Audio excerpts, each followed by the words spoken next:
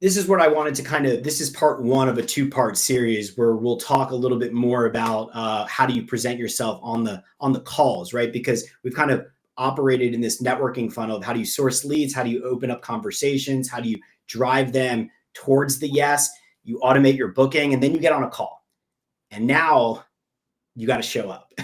There's not a mechanics as much. It's like a different thought process. But I want to just kick off what we'll talk about next week, which is this is my strategy on how I've found to automate the process of networking on LinkedIn. So obviously we start with the DMs, and there's a skill set associated with that, which we've been talking about and we'll continue to talk about. What I like to do is to break out the networking process into a two-step process. 15 minutes up front, 45 minutes on the back end. The reason I do this is because here's my philosophy on networking. I hope that everybody is an A or B. I hope everybody can help grow my business and I could partner with them. I'm going in with the premise of I hope everybody's great, understanding that that's probably not the case, but I hope that everybody should be willing to at least get an hour of my time. That's I want to give you an hour of my time to see if we can sync up and prosper together. Now, not everybody I know is going to deserve an hour of my time, so I'm hesitant to let people have that up front.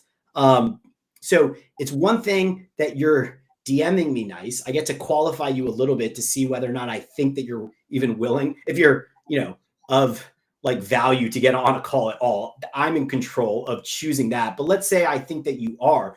Well, now I'm going to judge you based off of your ability to show up. I'm going to judge you based off of some, are you showing up? Is it the same person that I was talking to? Which, might not be in today's world. Do they share their story in the same way that I felt like their story represented in the DMs and in their profile? I'm still qualifying them.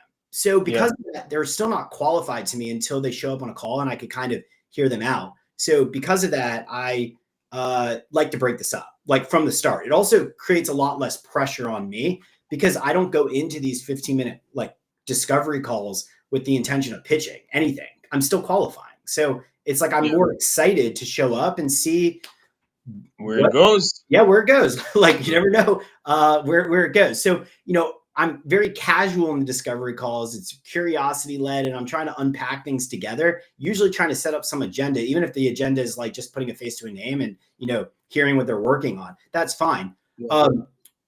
My also tip, and we'll get into this a little bit more next week, is I like to actually keep these at 15 minutes. I'll sometimes book my calendar for 30. So if we're having good rapport, I'm happy to extend it to 30 if it makes sense, because in my head, they get an hour.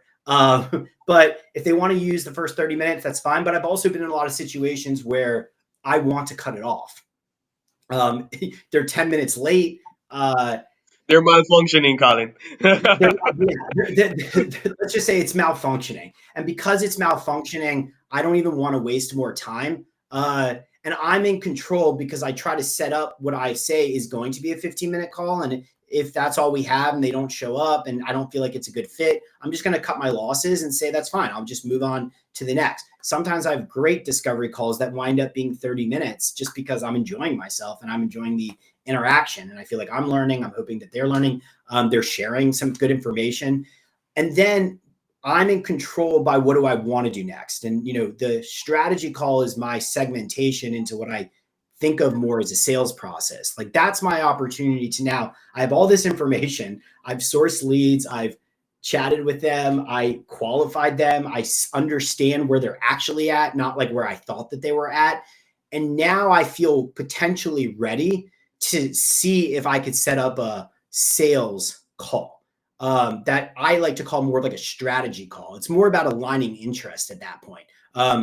They might be thinking like wanting to learn more about what I do, like how it might fit. We need a longer conversation. I think I have found that breaking this up into like a multi-step process with multiple touch points has been way more not only like conversion minded, but it also allows me to flow people, progress them in a way that lets me show up more effectively. I have found when I tried to do all this in one call, you're kind of like you know, a lot of these, they're strangers, they're not qualified, you're not ready to understand what to pitch. You might need to also, I've learned this the hard way. A lot of people will show up in the discovery call.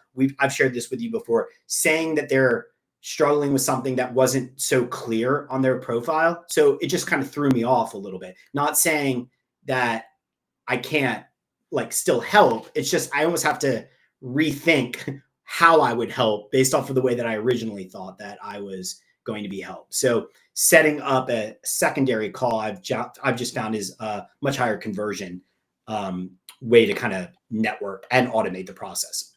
Yeah. I've never closed a deal in one call ever. Yeah, it's always been multiple calls.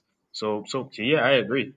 Yeah. My first call is normally 30 minutes, and then I do 45 minutes after, but kind of like the 15 and 45 mix. I think 15 minutes would leave them wanting even more. So Yeah. And also, like I said, I usually book a 30-minute meeting on my calendar, but I tell them it's 15 minutes. And then even if I said it was 15 minutes, but the calendar reminder says 30, it leaves an out where I'm a little bit in control of, I could always cut it off and say I have a different meeting or I got to go. That way, you know, you don't want, the last thing I don't want to be stuck in a 30-minute meeting after 5-10 minutes if I see that the person isn't a good fit for like us to work together in any meaningful way. Not saying it always has to end in a work relationship, but if they're not even showing up where I just feel like it's a little sketchy or they're not sharing information, which sometimes you get a vibe pretty quickly that doesn't really translate to the DMs. That's kind of what I'm looking for.